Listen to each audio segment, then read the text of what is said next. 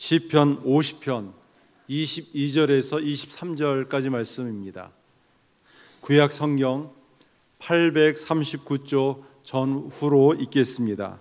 시편 50편 22절 23절 말씀입니다. 함께 하나님의 말씀을 한 목소리로 봉독하겠습니다. 하나님을 잊어버린 너희여, 이제 이를 생각하라. 그렇지 아니하면 내가 너희를 찢으리니 건질 자 없으리라. 감사로 제사를 드리는 자가 나를 영화롭게 하나니 그의 행위를 옳게 하는 자에게 내가 하나님의 구원을 보이리라. 아멘. 우리가 함께 봉독한 말씀을 중심으로 감사를 잊어버린 세대라는 제목으로 주의 말씀을 전하겠습니다. 이규태 씨가 쓴 한국인의 의식구조라는 책에서 한국인이 가지고 있는 공통적인 병이 있대요. 그것은 무엇이냐면 감사 결핍증이라고 합니다. 한국인이 갖고 있는 이 공통적인 병, 어떻게 나타나고 있는가? 가게에서 주인이 물건을 팔았습니다. 손님에게 감사합니다 이렇게 할 수 있을 텐데 다시 오십시오 뭐 이렇게 얘기하는 습관들, 또 부모들이 자녀들에게 장난감을 사주는데 자녀들이 고마워요, 감사해요 이렇게 얘기하기보다 아 신난다 이런 표현 속에서 이 한국인들이 갖고 있는 의식 구조 속에서는 이 감사가 적다고 합니다. 우리나라에서는 이 감사를 표현하는 것을 대단히 어색하게 생각합니다. 또 자존심이 상하다는 그런 느낌도 갖기도 합니다. 그러나 영어를 쓰는 영어권을 중심으로 미국에서는 가장 자연스러운 말이 Thank you, 감사합니다입니다. 또 I am sorry, 죄송합니다. 또 excuse me, 또 실례합니다. 되게 영어권을 중심으로 미국 사람들이 쓰는 50개 이야기 중에 단어 중에 한 28개가 주로 긍정적인 감사의 표현이 많이 있다고 합니다. 소방방재본부에서 119 구급대를 운영합니다. 2017년도에 한 61만 건이 접수되었습니다. 그 중에서 약 11만 명의 사람들에게 어떤 생명을 도와주고 또 구조를 도와주었습니다. 그런데 100명 중에 3명만이, 한 3%만이 위급한 상황에서 도움의 손길을 주었음에도 불구하고 감사하다는 표현을 안 한대요. 당연하게 생각하고 또 대수롭지 않게 생각하고 오히려 반대로 오히려 도와준 그 119 구급대에게 폭행을 가하고 오히려 싫은 소리를 한다고 합니다. 세상은 점점 더 불평이 늘어나고 또 원망이 자꾸 늘어만 갑니다. 바울이 디모데에게 주님이 다시 오실 그때, 이 종말론 때, 마지막 때 사람들이 갖고 있는 특징을 이렇게 표현했습니다. 그때에는 사람들이 자기를 사랑하고 돈을 사랑하며 뽐내고 교만하며 하나님을 모독하고 부모에게 순종하지 않고 그들은 감사할 줄 모른다 이렇게 말했습니다. 네, 그렇습니다. 이 종말의 때에 갖고 있는 특징 중에 하나가 감사를 잊어버리고 있습니다. 감사를 하지 않는 시대 가운데 있습니다. 왜 사람들은, 성도들마저 감사를 잊어버린 이유는 무엇일까요? 바로 익숙함 때문입니다. 익숙함. 모든 것들이 당연하게 여긴다는 것이에요. 꼭 특별한 경우에서만 사람들은 감사하려고 합니다.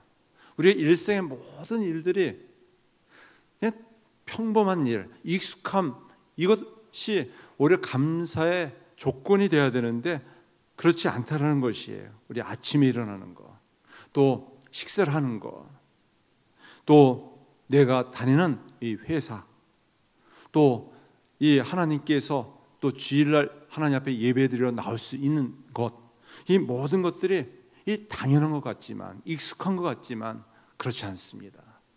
우리는 일생의 모든 일들, 이 범사에 하나님 앞에 감사해야만 합니다. 죄송스러운 이야기지만 제가 집안에서는 방귀를 시원하게 낍니다. 그래서 가족들이 좀 싫어합니다. 소리가 크다고 해서. 집안에서조차도 눈치 볼 필요가 없어가지고 참던 방귀를 힘차게 낍니다. 사람들은 방귀를 끼면 무안해합니다. 또 죄송스럽게 여깁니다. 그리고 화를 내고 역정을 냅니다. 근데 최효선 씨의 글 중에서 방귀 감사라는 글이 있습니다. 수술 후 하루가 지났다. 점심 무렵부터 밥을 날라다 주는 아주머님이 방귀 나오셨어요? 묻는다. 아니요 했더니 방귀 나오면 알려주세요. 죽 드릴게요. 회진 오신 의사 선생님이 묻는다. 방귀 나왔어요? 아니요. 운동 좀 많이 하세요. 아내가 병실로 드나들면서 대뜸 묻는다. 방귀 나왔어요? 그놈의 방귀. 전에는 방귀 많이 낀다고 핀잔하던 아내조차도 이제는 내 방귀를 애타게 기다린다. 아직 병실에 들어서는 분마다 방귀 타령이다. 네, 수술한 사람이 방귀가 나와야지만이 수술이 성공적으로 잘 이루어질 수 있다고 확인하고 있습니다. 그래야지 밥을 먹을 수 있어요. 그러지 않으면 부작용 또 후유증이 생길 수 있다고 합니다. 그래서 방귀를 뀌는 것조차도 감사한 것이에요. 내가 당연한 것으로 여기는 일들이 그러나 누군가에게는 감사 제목이 되어줄 수 있습니다. 우리가 범사에 감사하지 못하는 많은 이유들 중에 하나가 너무 일상적인 삶들을 그냥 대수롭지 않게 익숙하게 여기기 때문에 그렇습니다. 오히려 이 익숙한 이 모든 일반적인 일들이 이 보석이 박힌 아주 귀한 것입니다. 가치 있는 것이에요. 집이 좁다고 불만하는 가족들이 덜어 있어요. 그런데 생각해 보면 집을 갖고 있기 때문에 좁은 집이지만 갖고 있기 때문에 좀 더 넓은 집을 갖기 위해서 불만하는 거 아니겠어요? 또 자녀들이 부모님이 힘들다고 부모님에게 불만을 토로하는 경우가 있어요. 나이 어린 자녀들도 그렇고 또 장성한 자녀들도 마찬가지입니다. 근데 얼마나 감사한지요. 여전히 부모님이 살아계시기 때문에 부모님 때문에 힘들다고 얘기하는 거 아니겠습니까? 또 사는 배우자 때문에 고민이라며 결혼한 사람을 옆에 두고 막 불평하고 불만하는 경우도 참 많습니다. 속이 많이 상한다고 얘기하고 있습니다. 그런데 결혼하고 싶어도 결혼을 놓치는 경우들도 있어요. 또 결혼하고 싶어도 또 결혼하지 못할 수도 있는 어려움 가운데 있는 분들이 얼마나 요즘 많이 있습니까? 그러면은 내가 결혼해서 같이 함께 사는 이 배우자 얼마나 귀해요. 그래도 살아주니까 얼마나 고마워요. 감사해야 되는데 속상하다는 것이에요. 또 직장 생활이 힘들다고 부하 직원이 속을 썩여서 힘들다고 불평하고 원망하는 사람이 참 많습니다. 근데 요즘 생각해 보세요. 직장을 잃어버려서 직장을 다니고 싶어도 다니지 못하는 실직당한 분들이 얼마나 많이 있습니까? 오히려 감사할 이유가 되지 않겠습니까? 이처럼 불만을 가질 대상을 찾고 있다는 그 자체가 감사할 이유예요. 너무 익숙함 때문에 그만 일상의 모든 삶 가운데 감사를 잊어버리고 말았습니다. 사실 우리가 누리는 일상의 모든 삶은 당연한 것이 아니에요. 기적입니다. 은혜입니다.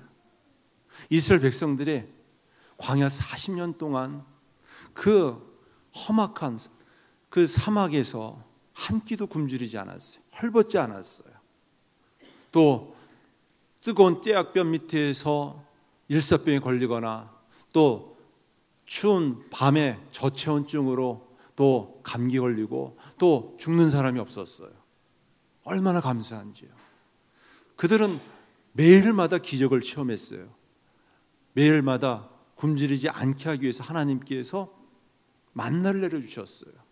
이 만나가 바로 기적이에요. 기적. 그들이 수고하고 애써서 이 만나를 먹은 것이 아니라 매일 아침에 이 광야에 나가면은 이 이슬처럼 이 만나가 있었어요.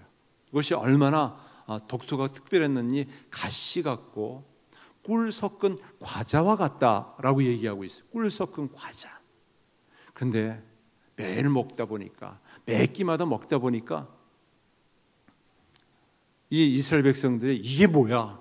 이것밖에 안 돼. 이런 식으로 불평하고 투덜댔어요. 그래서 만나의 이름의 뜻이 무엇이냐면 이게 무엇이냐라는 것이에요. 몰라서 그랬을까요? 너무 하찮게 대수롭지 않게 여겼어요. 그들의 욕심 때문에 하나님께 감사하지 못했을 때 기부로 탔다. 너무 먹는 것으로 결국 그곳이 무덤이 되고 말았습니다. 우리가 우리 일생의 모든 삶들이 너무 익숙한 나머지 그만 감사를 잃어버리고 말았어요. 요즘 대기먼지, 미세먼지가 많아서 마스크를 쓰고 다닙니다. 또 집안에는 공기정화기를 틀고서 지냅니다. 얼마 전까지만 하더라도요. 그냥 공기가 너무 좋아서 우리나라만큼 좋은 공기가 없다라고 얘기했어요. 또 물도 마찬가지예요. 물도 우리나라에서 물이 너무 좋아서 물을 돈으로 사 먹는 일이 없었습니다. 근데 요즘 물을 돈으로 사 먹어야 되고 또 집안의 필수품 중에 하나가 정수기가 되었어요. 물, 또 공기, 바람, 우리가 밟고 있는 이 땅, 이 모든 것이 그냥 대수롭게 여기는 익숙한 가운데에서 우리가 감사하지 못하는데요. 진정한 하나님이 주신 선물이 크고 놀랍습니다. 감사할 것들이 너무 많다라는 것입니다. 또 사람들이 감사를 잊어버리는 또 다른 이유 중에 하나는 불만 때문이에요. 여러분들은 지금 무엇에 불만을 품고 있습니까? 그 안에 감사의 보석이 숨겨져 있습니다.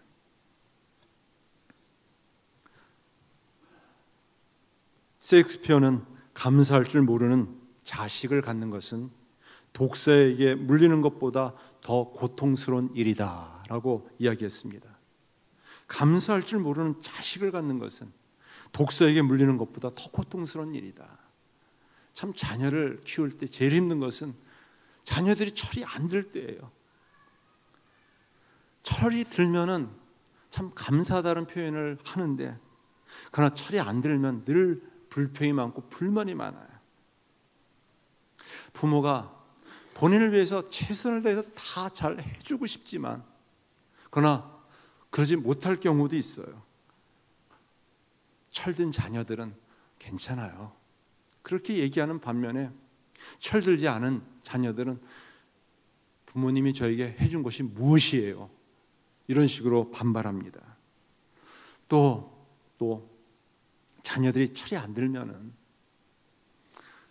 자녀를 키우면서 얼마나 힘들고 애씁니까? 그걸 다 표현하기는 어렵지 않습니까? 그러면 좀 철든 자녀는 낳아주어서 고마워요. 길러주어서 고마워요. 이렇게 얘기할 텐데 왜 저를 낳아주셔가지고 제가 이렇게 고생하게 합니까? 라고 하면서 오히려 부모에게 삿대질을 하는 경우도 있습니다. 철이 안 된 자녀들은 모든 것을 다 주어도 감사할 줄 모릅니다. 부모가 주는 것을 당연하게 여겨요. 감사하지 않습니다. 오히려 남들은 더 준다고 비교하면서 오히려 다른 부모님하고 부모님을 비교하면서 원망하고 있어요. 이 영적으로도 좀 철이 들어야만 합니다. 영적으로 철이 들지 않으면 불만이 많고 불평이 참 많아요. 그런데 좀 영적으로 눈이 띄어지고 은혜를 체험하기 시작하면서 감사하게 돼요. 기뻐하게 됩니다. 세상에 살고 있는 인생은 감사보다는 불평이 익숙해 있습니다. 세상에 살면 세상의 습성이 다 원망, 불평의 DNA를 가지고 태어났기 때문에 그래요. 죄성을 가지고 태어났기 때문에 그렇습니다. 그래서 대개 사람들이 하루에 한 30번 가까이 불평을 하고 또 험담을 하고 다른 사람들을 비난한다고 합니다. 결국 이런 부정적인 말은 부정적인 생각을 낳고 또 스스로를 또 세상을 불행하게 만들 수밖에 없어요. 여러분들이 요즘 많이 읽는 책 중에서 지페니슨 독일 작가가 쓴 밧줄이라는 책이 있습니다. 멈춰야 할 때 멈추지 못하는 인간의 어리석음을 우화적으로 풍자적으로 지은 책입니다. 울창한 숲으로 둘러싸인 시골 마을인 그 마을에 농부인 베른하르트가 산책을 하다가 집 근처에 밧줄 하나를 발견해요. 근데 그 밧줄이 끝이 안 보이는 것이, 나무 사이로 쭉 그 밧줄이 이어져 있는 모습을 보면서 베른하르트가, 이 농부가 마을 주민들에게 이 사실을 알립니다. 마을 사람들이 호기심이 생겼어요. 이 밧줄이 어디까지 이어질 것인가. 그래서 이 원정대를 조직해서 이 밧줄 끝이 어딘지를 한번 찾아가 보자 해가지고 마을 사람들 중에서 원정대를 조직했습니다. 근데 평온한 마을에 재앙이 시작되었어요. 그때는 언제인가? 이제 추수 때가 다가올 때였습니다. 농부들은 추수하기 여념이 없는데 그만 관심이 이 밧줄이 어디까지 이어져 있는가, 이것을 탐색하기 위해서 원정대로 떠나게 되었어요. 가족들은 불안했습니다. 아니, 이 추수를 끝내야지 겨울을 나고 굶지 않을 텐데. 근데 원정대는 다 떠나가 버리고 말았습니다. 어느새 추수를 하지 못해서 식량이 떨어지고 말았어요. 남아있던 마을 사람들은 먹고 살기 위해서 뿔뿔이 그 마을을 떠나고 말았습니다. 근데 원정대는 돌아오지 않는 것이에요. 원정대는 이 밧줄이 어디까지 이어지고 있는가, 그 끝까지 있는 데를 찾아갔습니다. 근데 끝이 보이지 않는 것이에요. 다시 돌아가야 되겠다. 돌아가려고 하는데 온 길이 너무 먼 것이었습니다. 또 자존심이 상하는 것이었어요. 마을 사람들이 우리가 이것을 찾기 위해서 떠나갔는데 우리를 무엇이라고 할까? 마을 사람들의 비난을 생각했기 때문에 다시 돌아갈 수가 없었습니다. 결국 밧줄에 묶이지는 않았지만 묶인 죄수들처럼 밧줄을 잡고 가는 모습, 이것을 풍자적으로 이야기한 것이에요. 사람들은 보이지 않는 밧줄에 묶여 살아요. 그것이 욕망의 끈이라는 것입니다. 이것이 오늘날 이 시대를 살아가는 현대인들의 모습이라는 것이에요. 이 불확실한 미래 속에서 무엇인가 드러나지 않는 욕망을 붙잡고 가도 보이지 않는 곳을 찾아가고 있어요. 그리고 보이지 않는다고 불평하고 원망하고 있습니다. 이 작가는 이 책을 통해서 오늘 이 시대 욕망의 끈을 잡고 전진해야 되느냐, 아니면 그 상태에 자존심을 내려놓고 다시 돌아가야 되느냐, 정상적인 생활로 복귀해야 되느냐, 그것을 우리에게 던져주고 있습니다. 지금 우리가 살고 있는 이 시대 속에서 더 문제는 많아지고 불만은 더 많아지고 있습니다. 그 이면에 감춰져 있는 이 욕망의 그 그림자들, 그 끈을 붙잡고 있어요. 놓지 못하고 있습니다. 그것이 우리를 묶고 있습니다. 그러기에 감사를 잊어버리고 있어요. 마지막 세 번째는 감사를 잊어버린 이유는 비교의식 때문이에요. 요즘 자녀들에게나 또 학생들에게 무슨 일을 시키면 왜 내가 해야 돼요? 왜 내가 해야 돼요? 왜라는 질문을 많이 받습니다. 여기에는 드러나지 않는 이 비교의식이 있어요. 형도 있는데 또 동생도 있는데 주변에 다른 사람도 있는데 꼭 왜 나만 해야 돼요? 이런 반발, 저항의식이 있습니다. 사람들은, 오늘 이 시대에 살아가는 사람들은 가장 큰 정신적인 마음의 질병 중에 하나가 비교의식이라고 합니다. 불행해지는 가장 확실한 방법은 무엇인가? 다른 사람과 비교하는 것이래요. 다른 사람과 비교하면 할수록 행복은 멀어진다고 합니다. 하나님께서는 그 사람에게 부어주신 분복이 있어요. 그 분복은 즐거워하고 기뻐하고 감사하고 누리는 것이, 그것이 행복입니다. 많이 있지 않는다 할지라도 그 사람에게만 주어진 것이 있어요. 자꾸만 서로를 비교하고 또 평가하기 시작하면은 우리는 행복보다는 불행해질 수밖에 없습니다. 행복의 적은 다른 것이 아니에요. 비교입니다. 다른 사람보다 내가 더 우월한 사람이라고 비교하게 되면 다른 사람을 무시합니다. 또 다른 사람이 나보다 더 우월하다고 하면은 또 열등감에 사로잡혀서 비굴해지기 쉽습니다. 그래서 적어도 자녀들을 다른 자녀들과 비교의 대상으로 삼지는 말아야 합니다. 또 내 남편, 내 가족을 또 다른 가족과 비교하며 평가해서는 안 됩니다. 우리나라를 가리켜서 공평한 시대라고 얘기합니다. 네.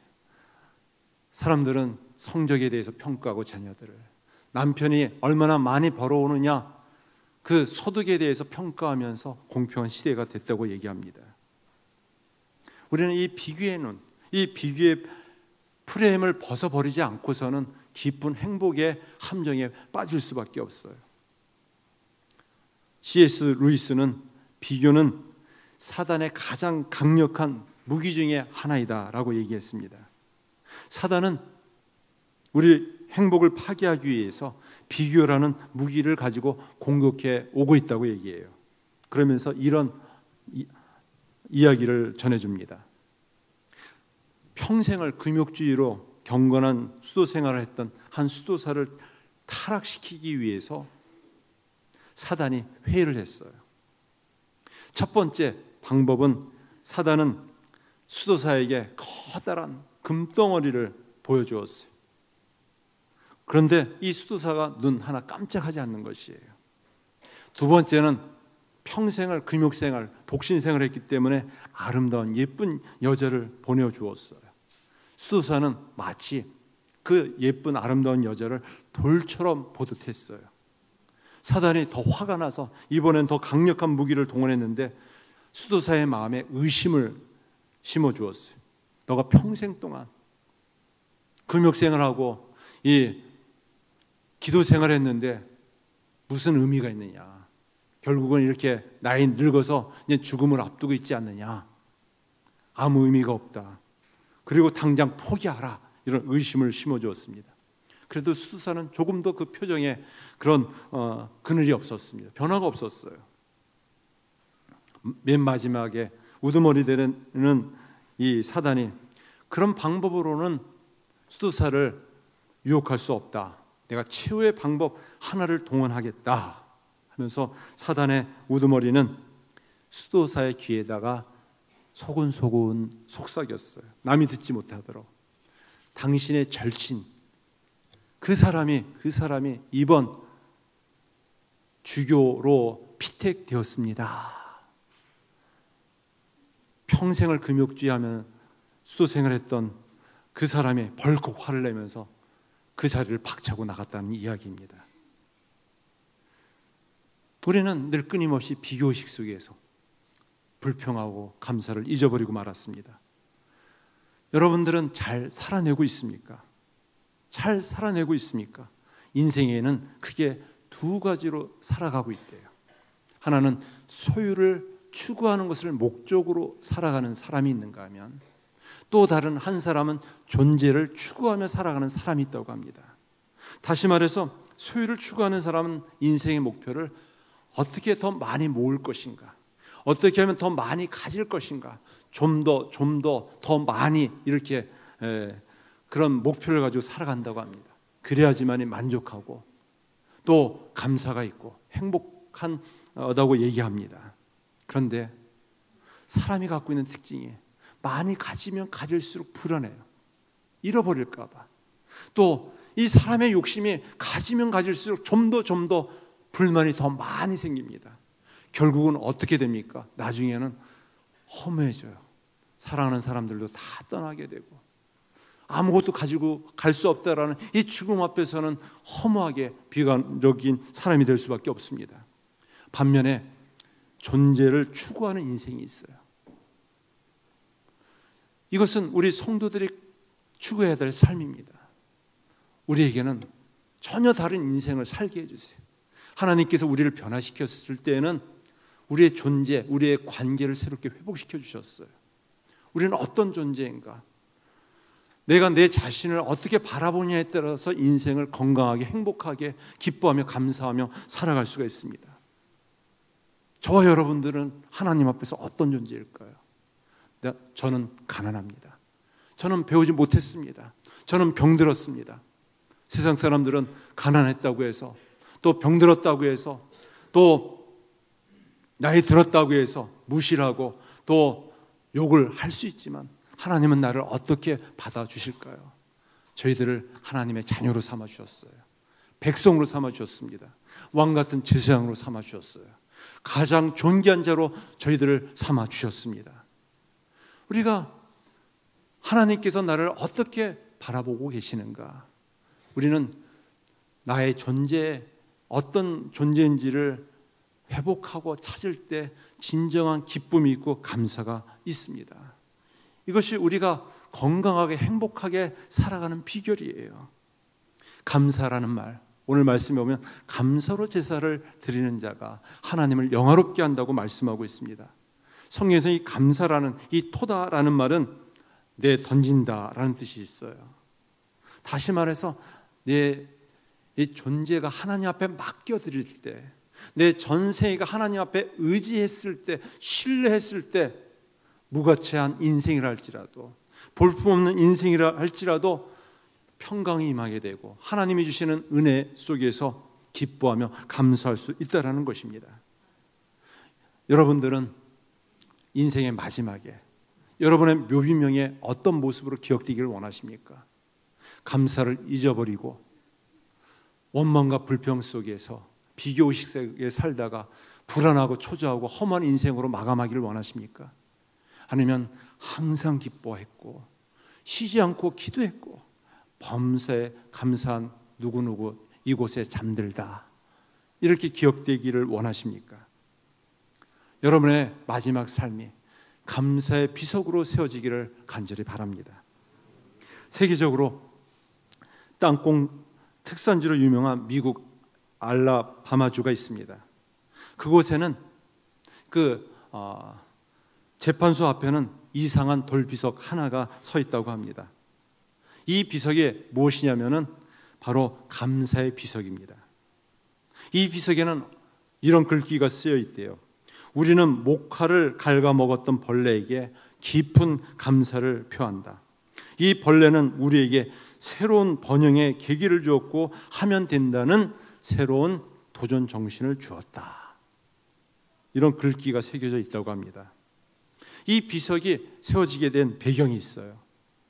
알라바마주는 목화 특산지입니다.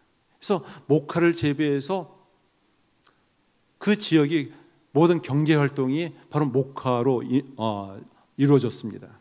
1895년도에 난데없는 이 벌레떼들이 극성으로 그만 목화꽃을 다 따먹어서 목화 생산이 중단되고 말았어요. 그 결과로 주민들이 기근으로 인해서 고통 속에서 절망하고 낙심했습니다. 차절에 빠졌어요. 그러나 그들은 이 처절한 재앙에 굴복하지 않았습니다. 이 재난과 재앙을 극복하기 위해서 온 힘을 다해 도전했어요. 그래서 목화 주산지인 이 알라바마주에 목화를 심지 않고 땅콩을 심게 되었어요. 땅콩이 너무너무 자라는 것이에요. 그래서 목화 주 생산지가 땅콩 주 특산지로 바뀌게 되었어요. 그런데 이것을 그들은 후대들에게, 후손들에게 꼭 알려주기를 원했습니다. 삶이 힘들고 고단하기 때문에 역경 속에서 어떤 어려움도 이길 수 있는 도전 정신을 키워주기 위해서 감사의 비석을 세우게 되었어요. 그래서 한 여인이 두 손을 높이 들고 이 벌레를 높이 들고 있습니다. 이 벌레 갉아먹는 것, 그것 때문에 불평하게 되고 낙심하게 되고 또 좌절에 빠져 있었지만 오히려 이 벌레로 인해서 역경을 이길 수 있었다. 또 도전해서 다시 새로운 변화가 있게 되었다. 감사의 비석을 세우게 되었습니다. 하나님께서 우리에게 추수감사절을 주신 이유가 있습니다. 감사를 잊어버린 이 시대 속에서 다시 한번 감사를 회복하기 위해서, 믿음으로 잘 살고 축복의 삶을 살게 하기 위해서 다시 한번 온전한 하나님 앞에 감사가 무엇인지를 우리에게 부어주신 줄 믿습니다. 감사를 잊어버린 이 시대 속에서 너무 익숙함 때문에, 또 비교의식과 불만으로 가득한 이 시대 속에서 감사를 회복하고 축복의 삶을 살아내는 주의 백성들이 되어지길 간절히 축원합니다. 기도하겠습니다. 하나님 아버지, 너무나도 익숙하여 당연하게 여기는 것조차도 우리가 불평하고 원망할 때 많습니다. 다시 한번 감사를 회복하게 하시고 축복의 삶을 이 땅 가운데 살아낼 수 있게 해주시옵소서. 우리가 이 땅에 많은 것들을 가진다 할지라도 불안하고 또 불만 속에 험한 인생으로 마감할 수밖에 없습니다. 소유를 추구하는 삶이 아니라 우리의 존재가 어떠한지 사명을 가지고 남은 삶, 많은 사람들에게 감사의 기쁨을 전해줄 수 있는, 감동을 줄 수 있는 축복의 삶이 되어지게 하여 주시옵소서. 예수님의 이름으로 기도드렸나이다. 아멘. 다 일어서시겠습니다.